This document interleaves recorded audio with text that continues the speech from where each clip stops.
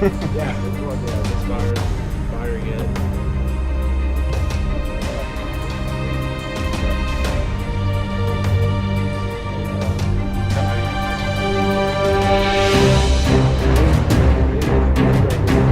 Yeah, it's also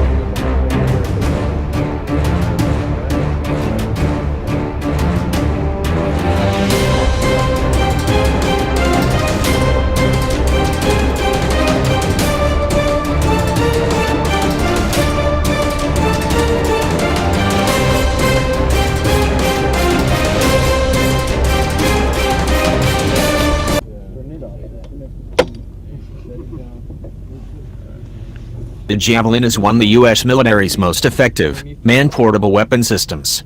They're available to frontline infantry squads in the Marines and Army, and typically a few are stowed inside vehicles in mechanized units.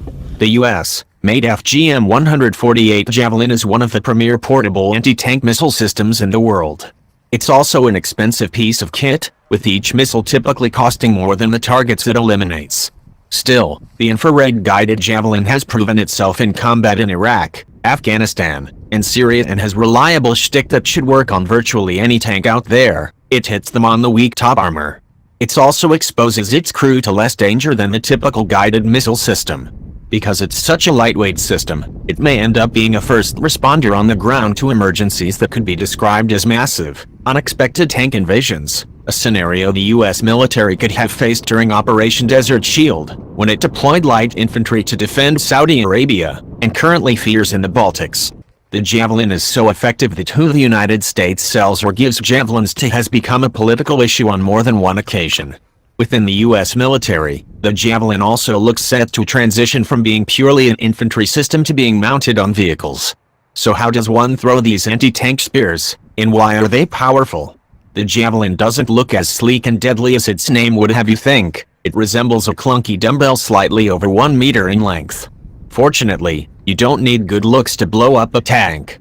The Javelin's command launch unit, CLU, has a sophisticated infrared sensor with multiple viewing modes, including 4x optical zoom, a 4x green-lit thermal view, and a 12x narrow vision zoom activated for targeting. The seeker and the missile even provides a fourth 9x thermal viewing mode. The CLU can therefore serve as a handy scanning device for the infantry. The thermal viewers on the Javelin needs to be cooled off to function well, which theoretically takes 30 seconds, but might take a bit longer if you're in Baghdad and it's a breezy 120 degrees at noon. The system also incorporates multiple safeguards to avert or abort accidental launch. The CLU, when loaded with a missile, weighs in at 50 pounds. Most of the weight comes from the missile, and can be fired from a crouch or even seated position. That's a lot lighter than the wire-guided ITO or other long-range missiles that typically required a heavy tripod. Still, it's not exactly something you'd want to run a marathon with. Once the firer acquires a target, locks the infrared seeker onto it and pulls the trigger, the Javelin missile is ejected out of the CLU without using its rocket motor and a soft launch, creating relatively little backblast. Missile launch backblast not only makes it easy for opposing forces to spot the launcher after firing, but can make launching while inside a confined space, a building, a deadly risk. So the Javelin's small backblast is very handy for keeping the operator alive. Still, the launch does blow back some gas, so you don't want to stand directly behind it. Afterwards, the Javelin's gunner must. Actually, the gunner could play Candy Crush on their cell phone if they wanted to, because unlike most long-range anti-tank missiles, the Javelin is a fire-and-forget system and requires no further input after lunch. The Javelin crew is free to duck into cover and concealment, rather than being forced to remain fixed in place guiding the missile towards the target, as is necessary with semi-automatic command line of sight, SACLess, systems such as the wire-guided TOW or laser-guided at-14 Cornet. After launch, a Javelin shoots forward horizontally for a second before its rocket motor ignites and it climbs up 150 meters into the air, known as a curveball shot.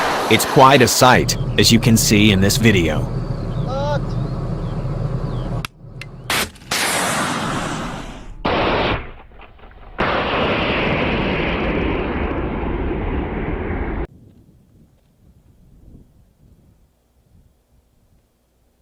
Crosshairs are on it.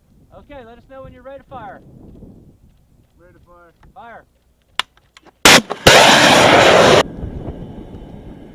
All right, hero. All right, fire when you're ready. Firing.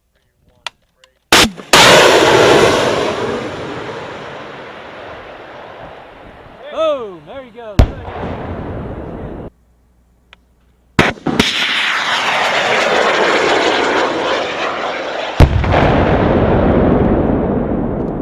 That was pretty cool. Pretty fucking cool.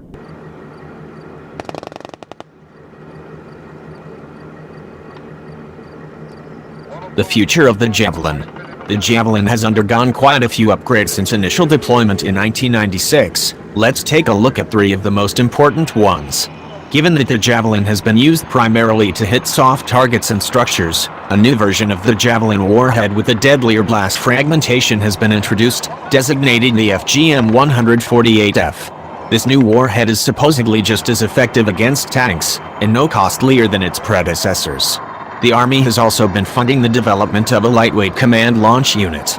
The new launch system would supposedly be 70% smaller, weigh almost half as much, and feature upgrades including modernized electronics, a new laser pointer, a high-definition color camera, and IR sensors with improved range and resolution. Finally, a new extended-range Javelin has been recently tested capable of hitting targets up to 4.5 kilometers away. This is significant, as one of the chief rationales for keeping the TOW missile as the standard vehicle-mounted anti-tank weapon was its longer range of nearly 5 kilometers. A long-range Javelin would seem to be superior. Vehicle-mounted Javelins are now in the works. Back in the 90s, the Army reportedly experimented with a Javelin-toting Warhammer Bradley but didn't pursue the project. Recently, however, the U.S. Army has announced it is looking to upgrade half of its standard striker-wheeled APCs to carry Javelins. The other half would receive 30mm autocannons. Previously, only specialized M1134 Strikers equipped with TOW launchers had any anti-tank capability. The move to equip middleweight personal carriers with effective anti-tank missiles mirrors Russia's own moves to install deadly Kornet anti-tank missiles on the Epoch turret used in its new families of Boomerang, Kurganets and T-15 Armata, not the T-14, armored personnel carriers. The Javelin would represent a more flexible weapon than the older TOWs, as the launch vehicle can move immediately out of danger after firing the Javelin. If the upgrade is implemented, even the United States lighter armored vehicles will be bristling with anti-tank firepower and the ability to launch precision-guided missile attacks. One interesting question is what will happen to the TOW missile, which is considered a heavier asset assigned to specialized anti-tank platoons. The newer TOW-2B Arrow has a top attack kinetic warhead with a wireless guidance system so that the launch unit is no longer literally attached to the missile, and the operator doesn't have to remain immobile, though he or she will still need to guide the missile onto the target. Though the TOW may have lost its advantage in range, it is optically guided rather than infrared guided and also costs less at around $59,000. Thus, the U.S. military might keep both weapon systems so that no single system of jamming or countermeasures would be effective, and to retain a less costly long-range missile for fighting the kind of insurgent targets it continues to face in Afghanistan and Iraq.